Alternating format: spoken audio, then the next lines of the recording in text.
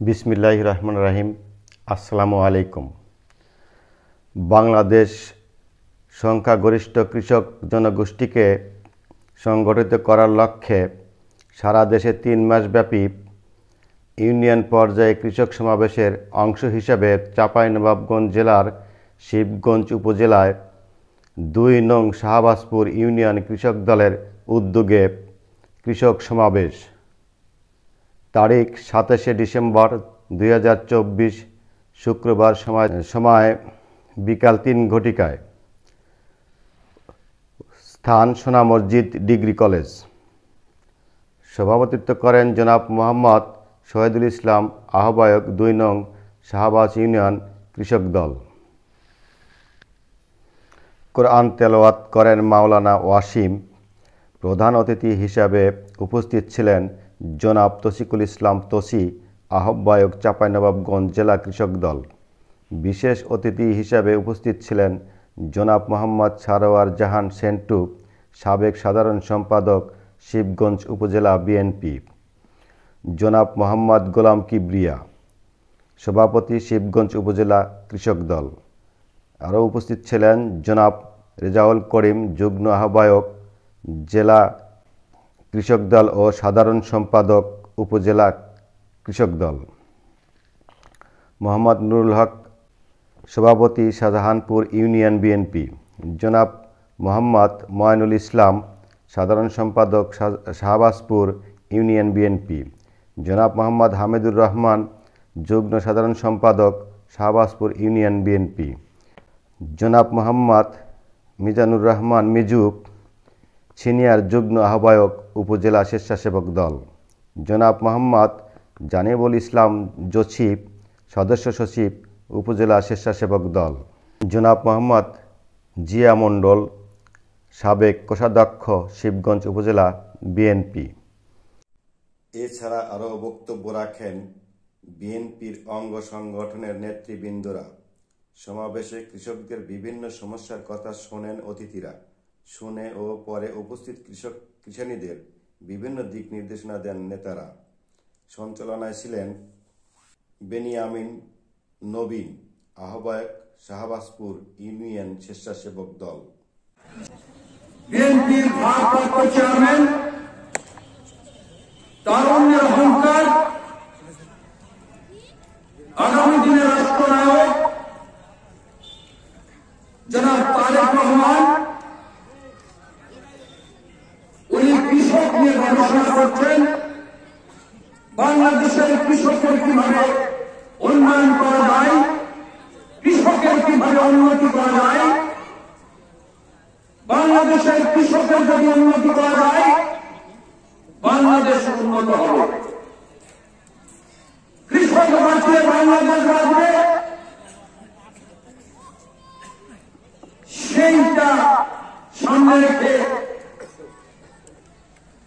কৃষকের উন্নয়ন নিয়ে উনি বেশ কিছু কর্মসূচি হাতে নিয়েছেন, পদক্ষেপ দিয়েছেন। বিএনপি আগামীতে ক্ষমতায় আসলে জনাব তারেক রহমানের নেতৃত্বে কৃষকের উন্নয়নের কার্যক্রম শুরু হবে। বাংলাদেশে ৮০-৮৫ ভাগ কৃষক, ৮০-৮৫ ভাগ কৃষকের যদি শক্তি উন্নয়ন হয় তাহলে অবশ্যই বাংলাদেশ একটা উন্নত দেশ হিসেবে গড়ে উঠবে। কি বলেন আপনারা? শহীদ প্রেসিডেন্ট জিয়াউর সাহেব ১৯৭৭ সালে পল্লী বিদ্যুতের জন্ম দিয়েছিল। উনি দিয়েছিলেন যে পল্লী বিদ্যুৎ গ্রামগঞ্জে, পাড়ায় মহল্লায় সব জায়গায় পল্লী বিদ্যুৎ আনয়ন, পল্লী বিদ্যুৎ চালু আছে। এই অবদান হচ্ছে শহীদ প্রেসিডেন্ট জিয়াউর সাহেবের। কথা ঠিক আছে না? ১৯৭৭ সালে পল্লী বিদ্যুতের জন্ম হয়। শহীদ জিয়ার উদ্দেশ্য ছিল শুধু শহরের মানুষ ভেড়ের বাতাস হবে, বিদ্যুতের আলো পাবে, তা নয় যারা জমিতে ধান উৎপাদন করছে ওই পা ফাটা কৃষক তার বাড়িতে আলো জ্বলবে এবং সেও বিদ্যুতের আলো পাবে এবং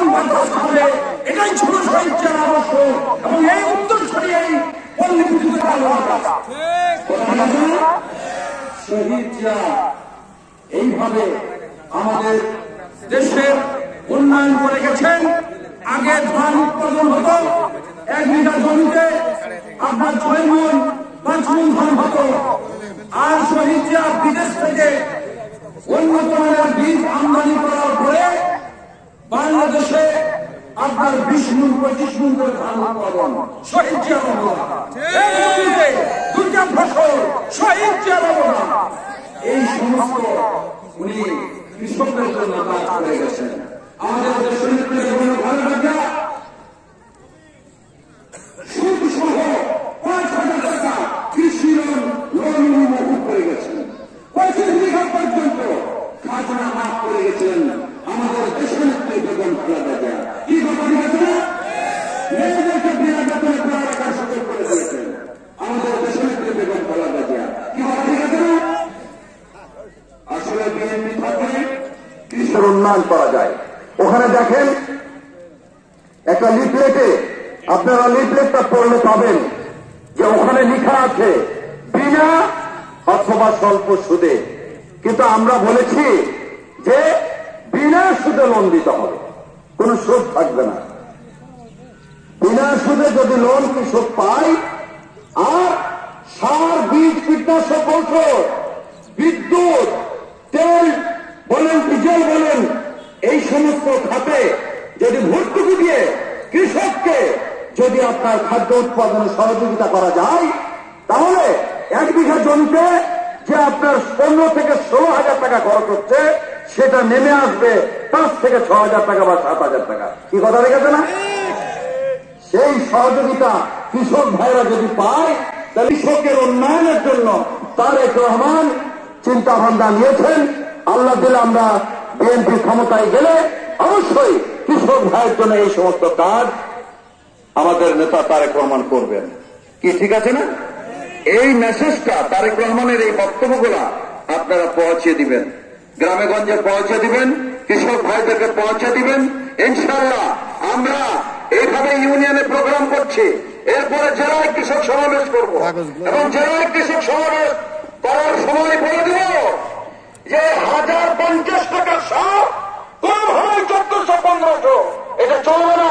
যদি করা হয় কৃষক কিভাবে টিকি, তোর অপুষ করা হবে না। বলে দেবো পরিষ্কার, একবার পরিষ্কার বলে দেবো। আর যদি ব্যত্যয় ঘটে, তাহলে ওই ডিডি বলেন, কৃষি অফিসার বলেন, ওদের চাকরি করার আর কোন সুযোগ থাকবে না। আমরা সেই কাজ করব। আমরা এই যে কথা বলছি, কৃষক বাঁচলে বাংলাদেশ বাঁচবে, কৃষকের উন্নয়ন হলে বাংলাদেশের উন্নয়ন হবে। আমরা যে কথা বলছি সেটা আমরা বাস্তবে রূপ দিতে চাই। কি বলেন আপনারা? আপনারা প্রস্তুত থাকবেন ইনশাআল্লাহ। আমরা পরিশেষে আমি একটু কথা বলে শেষ করব। আমাদের অনেক নেতা আছে, ওনারা কথা বলবেন। আমরা শহীদ প্রেসিডেন্ট জিয়া রহমান সাহেবের আমলে কৃষকের কথা বললাম, দেশনেত্রী বেগম খালেদা জিয়ার আমলে কৃষকের উন্নয়নের কথা বললাম, তারেক রহমানের উদ্দেশ্যের কথা বললাম। স্বৈরাচারী হাসিনা 15 বছর কি করলো সেটা কি বলেছি?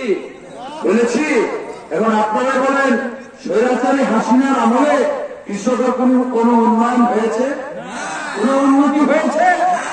বিভিন্ন আজকে দেখেন, আজকে যদি কৃষক এই ধান কাটা মেশিন, ব্যাপক মেশিন যদি মাঠে থাকে, আজকে ধান লাগানো মেশিন যদি থাকে, তাহলে আপনার আরো খরচ কমবে না?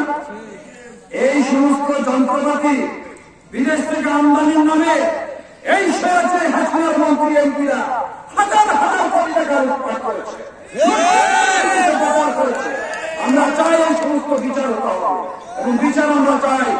তাই আমরা বলছি যে এই বিএনপি সরকার আগামীতে ক্ষমতায় আসবে এবং আমাদের নেতা তারেক রহমানের নেতৃত্বে আমাদের কৃষকের উন্নয়ন হবে। কৃষকের উন্নয়নের মাধ্যমে বাংলাদেশের উন্নতি হবে। বাংলাদেশের বিনা সুদে কৃষি লোন চাই। জানতে চাচ্ছি, খান খননের বিষয়ে আমাদের শহীদ প্রেসিডেন্ট জিয়াউর রহমান যে অবদান রেখেছিল, সেই অবদান ধরে রাখার জন্য আমাদের তারুণ্যের অহংকার জনাব তারেক রহমান আমাদেরকে কি নির্দেশ এবং আশ্বস্ত করেছেন, এটা আমি জানতে চাই।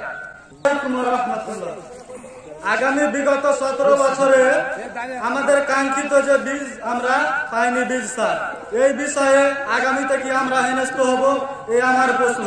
আমরা কৃষি খাতে কেন 100% বিদ্যুৎ পাই না, সেটা একটা আমার প্রশ্ন। আর যে আমরা সরকারি বীজ, সরকারি ধান আসলে যে প্রকৃত কৃষকের কাছ থেকে সংগ্রহ করার কথা, কিন্তু আমরা দেখি কোন সময় প্রকৃত কৃষক না পায় শুধু দালালেরা। কেন দালালেরা পায়, কৃষক পায় না, এটা আমার প্রশ্ন। আমি একটা কথা বলতে চাই, আমাদের এই বিলটাতে পুকুরের সমস্ত জমি আমাদের ঘেরা পড়ে গেছে, 1000 জমি এখন পানি ধরে আছে। তো আমরা আশা করি যে এই কেরানটা ব্যবস্থা করা যায়। আসসালামু আলাইকুম। আপনার যে সার বীজগুলা, এই সার বীজগুলা কিন্তু কৃষক পায় না, ওই উপজেলাতে ওখানে বিক্রি হয়ে গেছে। এই আওয়ামী লীগের সব সন্তানরা সব বিক্রি করে হয়েছে। আপনার গোডাউনে যে ধান কৃষক দিবে, এটা আওয়ামী লীগের সব চামচারাই গোডাউনে ধান দিয়ে দিয়েছে। দু একটা লোক সব ধান দিয়ে দিয়েছে, কৃষক দিতে পারে না। যার কারণে আজকে আপনাদের এই প্রশ্ন এসছে। তো ইনশাল্লাহ আপনাদের কাগজে লেখা আছে যে সার বীজ সঠিকভাবে দেওয়ার মধ্য দিয়ে বা কৃষকের কাছে সঠিকভাবে পৌঁছাতে হবে, এই কথাটা লেখা আছে। দেখেন,